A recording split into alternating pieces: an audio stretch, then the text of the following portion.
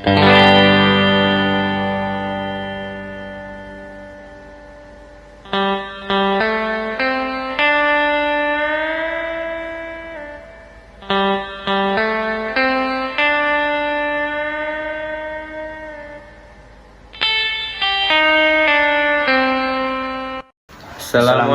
warahmatullahi wabarakatuh. Kali ini kami akan menjelaskan tentang generasi mikroprosesor dari tahun ke tahun. Perkenalkan, nama saya Muhammad Roy Andika. Dan saya Muhammad Paras. Selamat menyaksikan. Generasi pertama yaitu pada tahun 1971 sampai 1972. Mikroprosesor 4 bit. Pada generasi pertama ini, mikroprosesor pertama kali diperkenalkan dengan kemampuan 4 bit. Mikroprosesor ini dapat memproses data sebanyak 4 bit dalam satu siklus. Salah satu contoh terkenal dari generasi ini adalah Intel 4004 yang diperkenalkan pada tahun 1971. Intel 4004 memiliki 4 bit data bus dan dapat mengakses hingga 640 bit memori. Mikroprosesor ini dirancang untuk aplikasi sederhana seperti kalkulator dan perangkat elektronik lainnya. Baik, selanjutnya yaitu generasi kedua, yaitu 1973 sampai 1978, mikroprosesor 8 bit. Generasi kedua diperkenalkan dengan mikroprosesor 8 bit yang dapat memproses 8 bit data dalam suatu siklus. Mikroprosesor ini memiliki kemampuan yang lebih baik dan lebih cepat dibandingkan dengan generasi pertama. Contoh dari generasi ini adalah Intel 8080 yang diluncurkan pada tahun 1974 dan Sloan Z80 yang menjadi sangat populer. Mikroprosesor 8 bit ini digunakan dalam komputer pribadi pertama dan berbagai aplikasi elektronik lainnya. Baik, generasi ketiga yaitu pada tahun 1978 sampai 1985, mikroprosesor 16 bit. Pada generasi ketiga, kemampuan mikroprosesor meningkat dengan diperkenalkannya mikroprosesor 16 bit yang dapat memproses 16 bit data dalam satu siklus. Intel 8086 yang diluncurkan pada tahun 1978 adalah contoh mikroprosesor 16 bit yang digunakan dalam banyak sistem komputer pada masanya. Mikroprosesor 16 bit mendukung aplikasi yang lebih kompleks, termasuk pengolahan teks, grafis, dan game. Selain itu, mikroprosesor 16 bit mulai mendukung banyak memori yang memperluas kapasitas komputasi. Baik, selanjutnya yaitu generasi keempat pada tahun 1985 sampai 1990, mikroprosesor 32 bit. Generasi keempat mengarah pada mikroprosesor 32 bit yang dapat memproses data sebanyak 32 bit dalam satu siklus. Intel 80386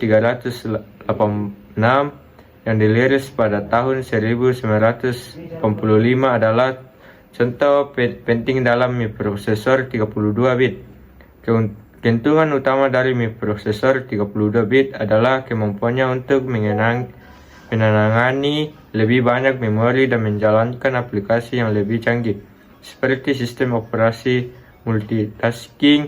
Pada periode ini, komputer pribadi dan server mulai mengadopsi arsitektur 32 bit untuk mendukung aplikasi yang lebih besar dan lebih kompleks. Baik, selanjutnya generasi kelima yaitu pada tahun 1990 sampai tahun 2000, mikroprosesor superscalar. Pada generasi kelima, teknologi mikroprosesor memasuki era superscalar, di mana mikroprosesor dapat mengeksekusi lebih dari satu instruksi dalam satu siklus jam. Ini meningkatkan efisiensi dan kinerja mikroprosesor secara signifikan. Salah satu contoh adalah Intel Pentium yang diluncurkan pada tahun 1993. Pentium memiliki kemampuan untuk menangani beberapa instruksi sekaligus. yang membuatnya lebih cepat dan lebih efisien daripada mikroprosesor sebelumnya.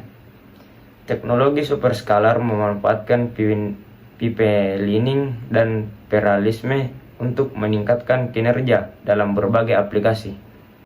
Baik, selanjutnya generasi ke-6 pada tahun 2000 sampai 2010, mikroprosesor multi-core.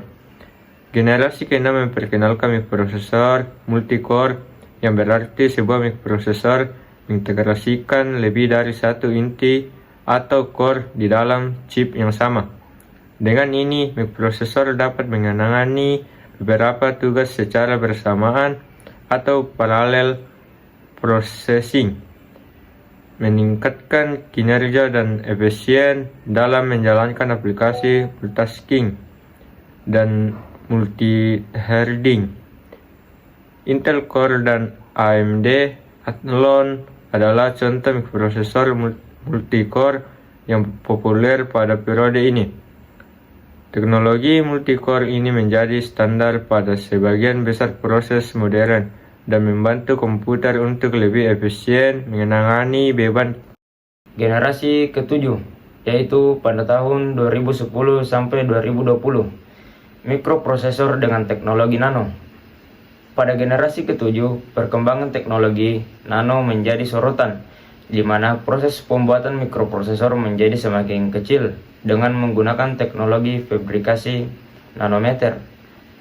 Dengan teknologi ini, ukuran transistor dapat dibuat semakin kecil, yang memungkinkan lebih banyak transistor untuk dimasukkan ke dalam chip, meningkatkan kinerja tanpa meningkatkan konsumsi daya secara signifikan.